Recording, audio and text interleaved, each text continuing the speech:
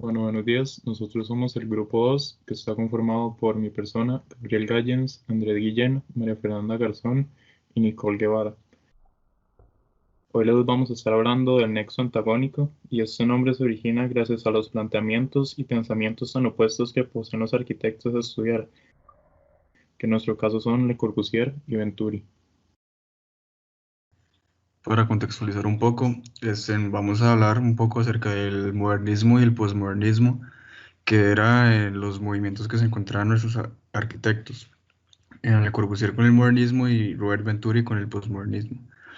El modernismo fue una corriente artística con intenciones revolucionarias que tuvo lugar desde finales del siglo XIX hasta la mitad del siglo XX.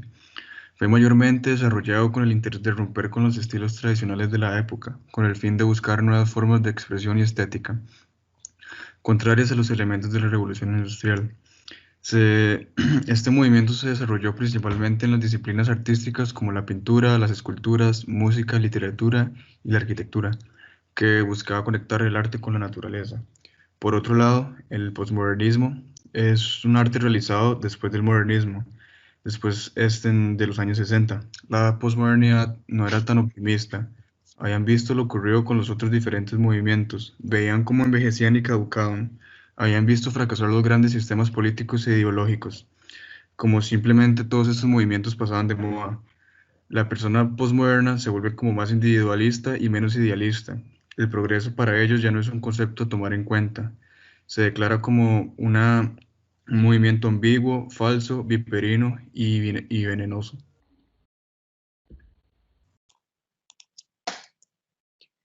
A continuación vamos a hablar sobre los 5 puntos hacia una nueva arquitectura.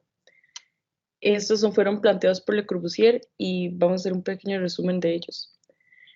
En el primer punto podríamos ver los edificios elevados sobre pilotis, donde la superficie al nivel del suelo debe ser ocupada por el movimiento del auto, el protagonista del espacio público en la era industrial.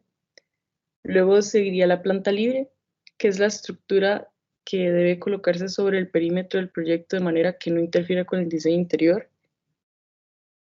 De tercero va la fachada libre, que la estructura se retira de la línea del frente para permitirle mayor libertad compositiva.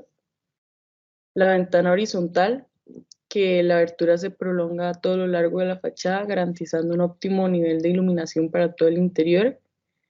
Y por último, el punto 5, que es la terraza jardín. La cantidad de espacio natural que un edificio ocupa al construirse debe ser devuelto a la naturaleza con la creación de un jardín en la cubierta del edificio.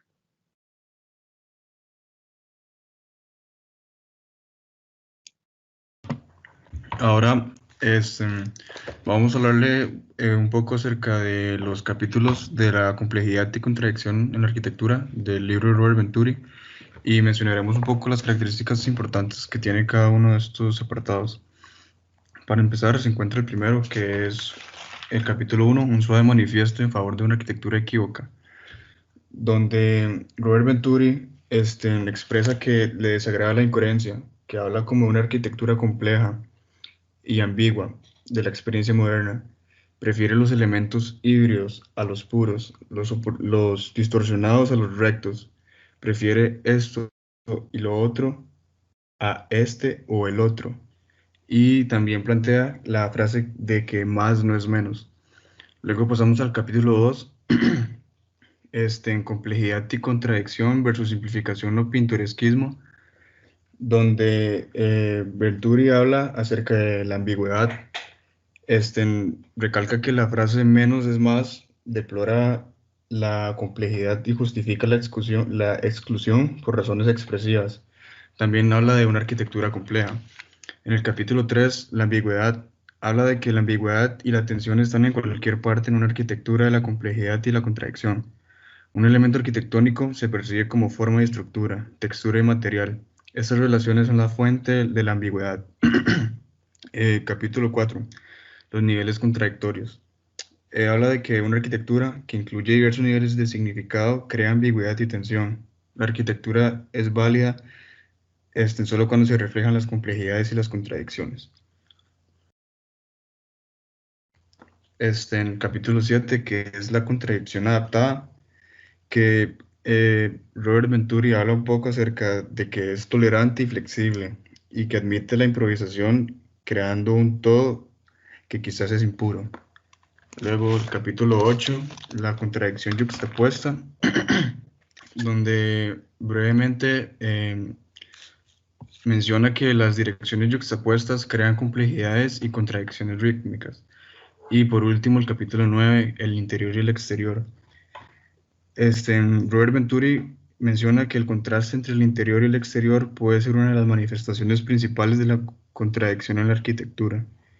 Y también menciona que el interior debería ser expresado hacia al exterior. Y bueno, con la información que originalmente teníamos de Le Corbusier y con la nueva información recopilada de Venturi, pudimos darle un nuevo sentido, una nueva reinterpretación a estos puntos, ya que los logramos contaminar y darles una interpretación propia, lo que nos condujo a los 5 nuevos puntos, los cuales comenzamos con los pilotes o muros de carga, que este es el emplazamiento de diferentes métodos estructurales. Por segundo tenemos la planta dividida, la cual se utilizan elementos que permiten la división del espacio en diferentes zonas. La fachada inútil, que es la implementación de fachadas sin propósito estructural ni funcional, su uso es meramente estético. Las ventanas libres, que son aperturas combinadas en su forma de ampliamiento. Previamente solo se mencionaba las ventanas horizontales, como es en el caso de Le Corbusier, pero se plantea romper con este esquema de ritmos regulares, que se planea usar ventanas tanto horizontales como verticales, representando un poco más las obras de Venturi. Y por último tenemos jardín en la planta baja, que esto se planea devolver un poco el jardín a la planta inferior con el objetivo de remover este enfoque a la máquina y darle esta importancia al ser humano.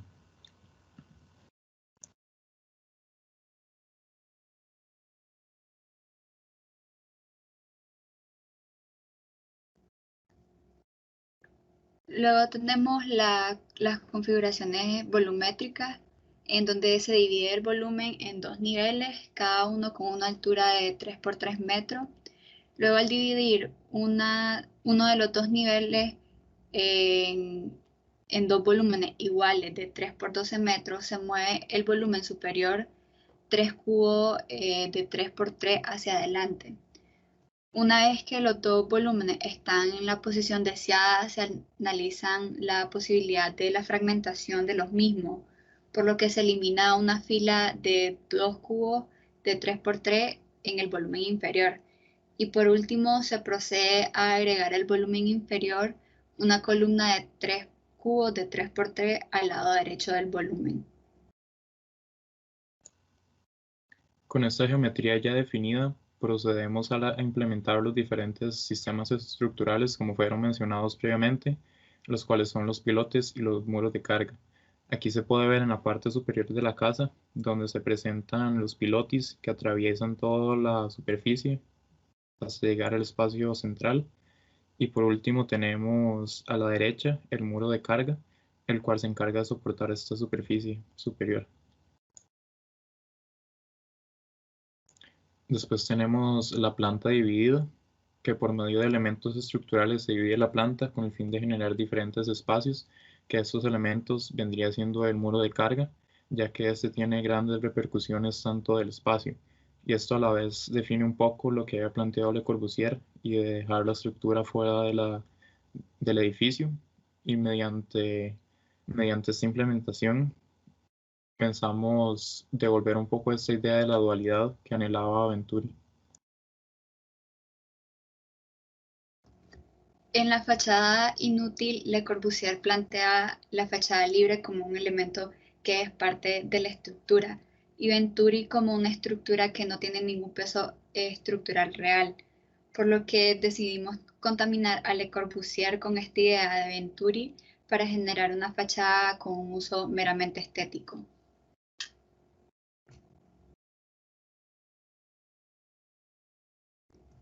Luego están las ventanas libres, en donde Le Corbusier en uno de sus 5 puntos de la arquitectura plantea la idea de tener una fachada libre para poder aplicar las ventanas longitudinales. De esta misma manera, Venturi interpreta la fachada libre como una estructura independiente en el que genera ventanas cuadradas con diferentes dimensiones entre sí, para tener una ventanería combinada. Por lo que decidimos romper este ritmo regular de las ventanas longitudinales para poder generar una ventanería combinada al igual que Venturi. Jardín en la planta baja. Se implementa la idea de la terraza, la cual trabaja bajo la idea mencionada previamente, la dualidad, ya que incrementa la espacialidad no solo en la parte superior, sino también en la parte inferior. Decidimos reintegrar nuevamente el jardín que Le Corbusier planteaba ponerlo en la terraza. Nosotros lo que queremos es regresarlo a la planta inicial donde se encontraba. Y por último, los elementos conectores, que bueno, en este caso los elementos conectores son las escaleras que podemos ver acá en este isométrico, que se presentan fuera de la estructura gracias a la idea de Venturi y su relación entre el exterior y el interior, ya que abre esta oportunidad de observar el flujo de los movimientos.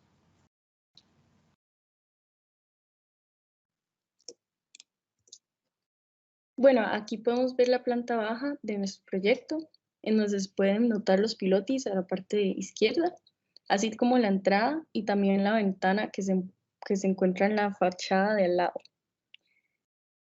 También tenemos la segunda planta, en donde podemos notar las escaleras que están afuera, como mencionó anteriormente Andrés, y como los pilotis también pasan por la segunda planta. Luego pasaríamos a ver los cortes, en donde en la esquina superior izquierda se puede ver por dónde pasa este corte, y así podemos ver también un poco la forma de nuestra estructura. Igual con este corte podemos ver en la esquina superior por dónde pasa el corte y se ve la entrada, así como también como los pilotis pasan por las dos plantas.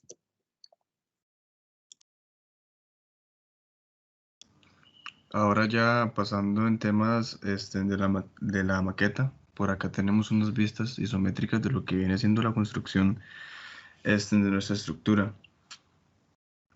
También contamos con, bueno, aquí unas imágenes de la vista lateral de sus fachadas y otra un poco más interna de la terraza que se encuentra en la parte superior. Y ahora en la exploración fotográfica, aquí como un pequeño recorrido y del cual tendría una persona habitando esta estructura. Al igual como podemos ver también se encuentra la escala humana. Y ya por último, dos imágenes en perspectiva, dos puntos de fuga, como para tener una mejor visión de este proyecto y un fotomontaje que realizamos,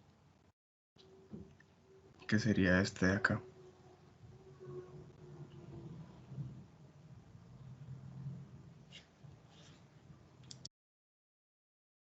En conclusión, podemos ver cómo estas diferentes corrientes filosóficas influyeron en las obras tanto de los arquitectos a estudiar como lo son Le Corbusier y de Venturi, ya que cuando se empieza a cuestionar y a repensar el modernismo, surgen nuevas ideas como lo son las de Venturi, con las cuales se le da inicio al posmodernismo. Se realiza este cambio de paradigma con respecto a la arquitectura internacional y la industrialización, y se empieza a tomar en cuenta factores que previamente fueron ignorados. Esto tiene repercusiones tanto en la forma que adquirieron los espacios, así como el enfoque hacia el cual fue dirigido, donde se le devolvía la importancia al ser humano y no tanto a las máquinas. Muchas gracias.